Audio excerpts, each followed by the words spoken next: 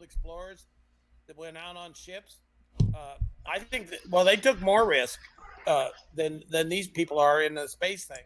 So I agree. The fact that we can cover them and we're not is ridiculous. Yeah, it's I would think the regular media would be all over this. yes. I think personally, I think this is more exciting than trained professionals going to space. Yeah, that's why I was very excited, and I was very happy for the launch to go off as well as it did. Because I really, the day before, I was like, well, this is a place where they could really mess up. Okay, we could really mess up and put the whole space tourism in the background. And this is why it's kind of weird to me too, because they really need space tourism to help pay for the future missions to Mars. These SM starships that Elon has, he has to find a way to pay for them, and it's going to be by filling Dragon capsules with space tourists at, $1 million a pop or whatever price he comes to. So it's like really weird because he has to get this to look good as almost like a brochure for what's going to happen next.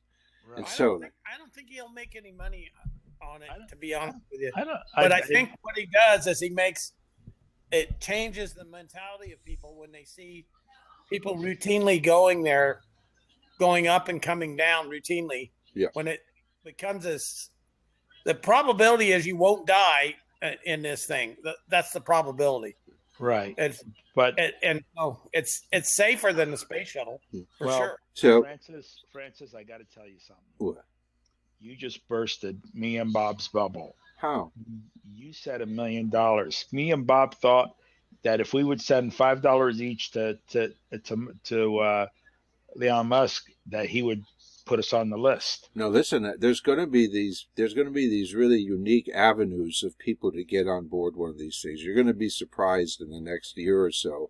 You're going to have an opportunity, and compared to $1 million and one, you're going to have a good chance to catch a ride. But us, we're a little bit older. We may not be physically able to, but the younger people are going to have an opportunity to catch a free ride, and again, as a brochure to further the goal. I wanted to mention, to go back to the trip to the moon. They still have the Van Allen belts to deal with, and I think that's been a real setback for missions to the moon, especially manned missions. I don't know how they got around the Van Allen belts in the first place, but there's a lot of radiation right outside of these orbits that these low Earth orbits are occurring in. I mean, this spacecraft right now is in an orbit that's 368 miles from the surface, which is the furthest a spacecraft has been since 2009, when a space shuttle was in an elliptical orbit rather than a circular orbit. It was in an oval orbit, and it came out like to 400 miles or something like that. That height is really basically to keep everybody safe because it's out of the way.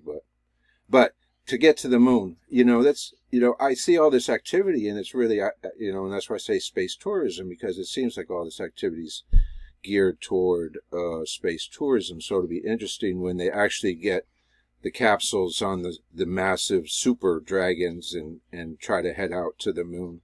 Okay, one thing about the moon.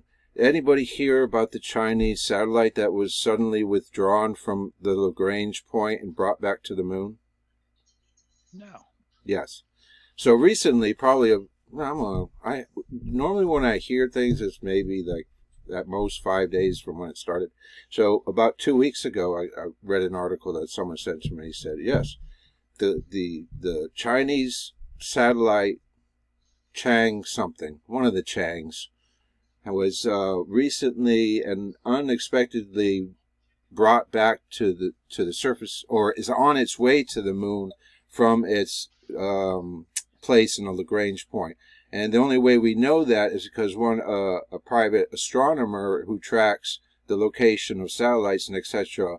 recognized that it had moved, and there was no report on why it was moving, and that it wasn't supposed to move. It was set to stay in the Lagrange point for a long time because it had already been to the moon, went around the moon, and then went to the Lagrange point, and now it's coming back for an unknown reason. So I love interesting news. That's interesting. And they own they own the dark side of the moon, which is scary in its own right. you probably go to the dark side of the moon. There's going to be so many Chinese flags you trip. Aliens are hiding. Hey, Well, you know, thing they put up there was pretty successful. They did a good job with it. oh, they definitely did. And just like the one they put on Mars, they did a good job with it. Yes. So far as I'm concerned, they're humans, and anytime humans explore space, I'm support them 100%. Right. Yeah. Totally. I do. The only place that I come away with, because I love space exploration, it always comes down to intentions and agendas, and those things we don't know. So we have to look at space exploration as a good thing because we're out there where we need to be.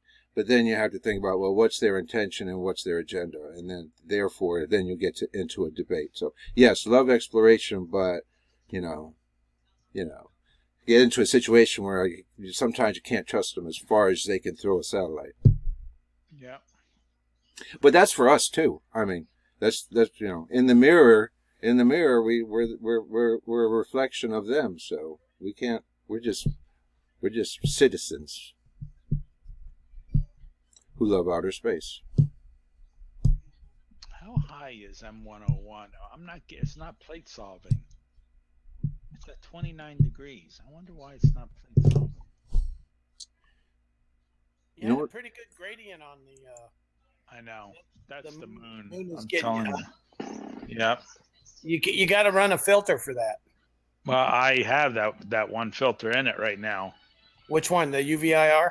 No, the Q, whatever you told me about from IDIS.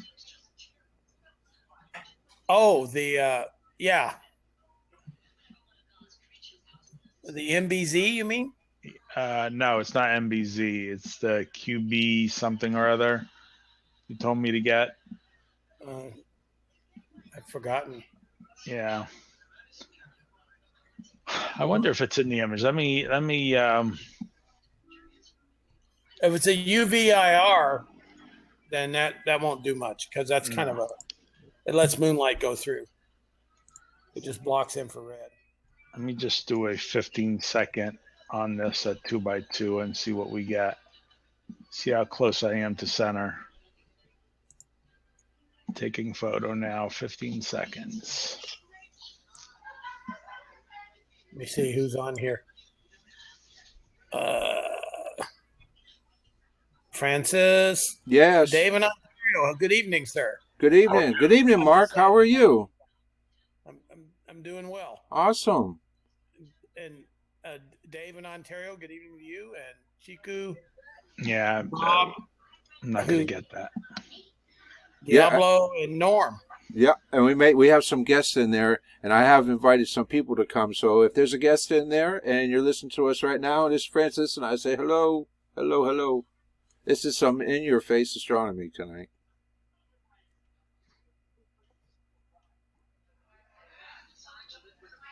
And I'm always excited. So, Dave, Joe, what scope is this? The 6-inch? This is the 16-inch with the 094. Oh, yeah, you may have a little trouble plate solving with that. Well, no, If there's I got a feeling Bob won't cut the pitch of the roof off, and I keep hitting the pitch of the roof. I don't know what's wrong. I don't know why he made the pitch so high. I mean, I don't know why the roof doesn't slide about 10 feet further back, and the sides don't drop. Don't you think that? Why don't the side should drop? The sides drop down. And Like a military platform where it gets on site and it just drops, and everything opens up. Like everything on the inside is all of a sudden on the outside. Well, basically, you get that anyways. See all the stars I got? So it had to be the roof. It must be the roof. Yeah. Where are you pointing? Are you pointing south? No, right now I'm pointing straight up, but I was northwest, but the northwest is going to be okay. I can picture it. So I was basically hitting that. What'd you go to? The crescent, or what is that? Yeah, the crescent. Yeah, it looks like the crescent. Yeah. So let me disconnect over here. I think I'm going to go 5 minutes on the crescent if you guys don't mind. No. I'll go for it. Personally, I'd like you to go 10 minutes. No, 10 minutes. I'd have to go up and go shave or something. Okay. Again, I did invite some guests, so I'm just gonna. What I wanted to do, because I told them what I would do, is that they came in and talk about what's happening when they say they're gonna. How long did you say you were gonna go, Joe? 5 minutes 5 minutes, yes, on this integration. on You this look down the exposure. bottom, look down the bottom right corner of his control screen there. Yep. That little white bar, you'll that see it green start going bar green. across? Yep. Yep. Oh yeah. That that'll tell you how long where he is in the exposure. So Awesome. we're it's doing now we're starting to doing come out. we're doing 300 seconds. 300 My gain is at 105. And I better clear this out. And this is, let me write up here, NGC 6888. Hey Bob, if you're ready with anything, just let me know. All right. I am not. I'm fighting getting auto stacker to work correctly on the mini computer, Joe. Really? Yeah, I can't get it to open up right. Momentito. Our man Flint. Yeah. What is it, Joe? NGC what? 6888. 6888. It's the crescent.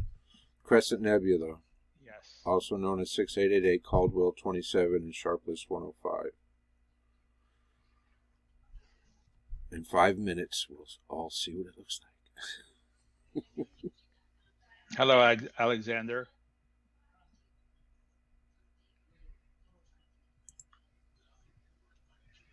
So we're, like I said, I mean, I'm going 5 minutes only because of hopefully the moon. Well, we're straight up. Basically, the moon is in the southeast.